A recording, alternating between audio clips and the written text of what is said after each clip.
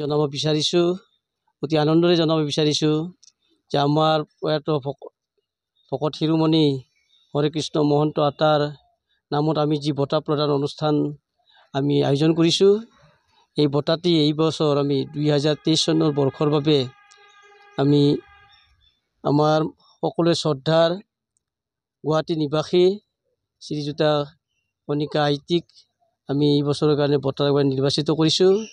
আৰু এই বঁটাটি অহা 19 ডিচেম্বৰ 2024 বৰ্ষৰ আমি প্ৰদান কৰিম। আৰু আমাৰ অসমৰ মুখ্যমন্ত্ৰী মাননীয় ডক্টৰ হিমন্ত বিশ্ব শৰ্মা দ্বাৰা পদকৰ কমলেৰে এই বঁটাটি আমি প্ৰদান কৰাৰ সিদ্ধান্ত গ্ৰহণ কৰিছোঁ। আৰু এই বিষয়ে আজি বৃহৎভাৱে আমি আলোচনা কৰি সকলোবিলাক কথা আলোচনা কৰি আমি সিদ্ধান্তত উপনীত হৈছোঁ। অহা 19 ডিচেম্বৰত হ'বলগীয়া অনুষ্ঠানটিত অসমৰ বিভিন্ন সত্ৰৰ ফালৰ পৰা হওক বা অসমবাসী ৰাইজৰ ফালৰ পৰা সহায় সহযোগিতা আমি লাভ কৰিম বুলি আশা ৰাখি এই বঁটাটো আমি আমাৰ শ্ৰীমন্ত শংকৰদেৱ সত্ৰ কেন্দ্ৰীয় সমিতি, যিখন সমিতি 1999 চনতে আমাৰ প্ৰয়াত হৰেকৃষ্ণ মহন্ত বাপজনাই প্ৰতিষ্ঠা কৰিছিলে। আৰু এই বঁটাটি আমি এই বছৰ প্ৰথমবাৰৰ কাৰণে এই বঁটাটি আমি প্ৰদান কৰাৰ সিদ্ধান্ত গ্ৰহণ কৰিছোঁ।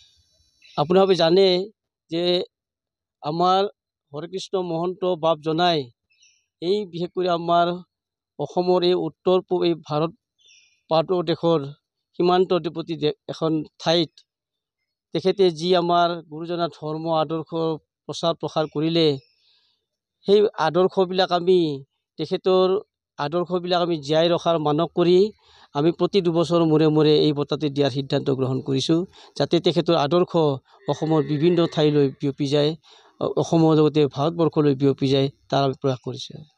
প্ৰস্তাৱ গ্ৰহণ কৰা হয়। আৰু এই বঁটা ভাগি আমাৰ পুৰী প্ৰকল্পৰ সভানেত্ৰী মাননীয় কণিকা আইগৰাকীক বঁটাটি দিয়াৰ সিদ্ধান্ত গ্ৰহণ কৰা হয়। আৰু এই বঁটাটো দিব আমাৰ অসমৰ মুখ্যমন্ত্ৰী ডক্টৰ হিমন্ত বিশ্ব শৰ্মা ডাঙৰীয়াৰ কৰকমলেৰে বঁটাটি প্ৰদান কৰাৰ মানস কৰা হৈছে।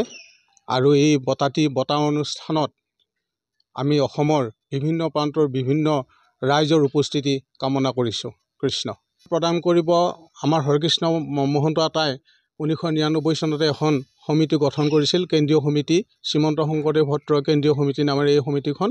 গতিকে এই সমিতিয়ে এই বঁটাটি প্ৰদান কৰিব। তেখেতৰ কৰ্মৰাজি যিখিনি তেখেতে আহি ইয়াতে যি কৰি থৈ গ'ল, এই কৰ্মৰাজিখিনি জীয়াই থকাৰ মানস কৰিয়ে এই বঁটাটি প্ৰতি 2 বছৰৰ মূৰে মূৰে দিয়াৰ এটা সিদ্ধান্ত কৰা হৈছে।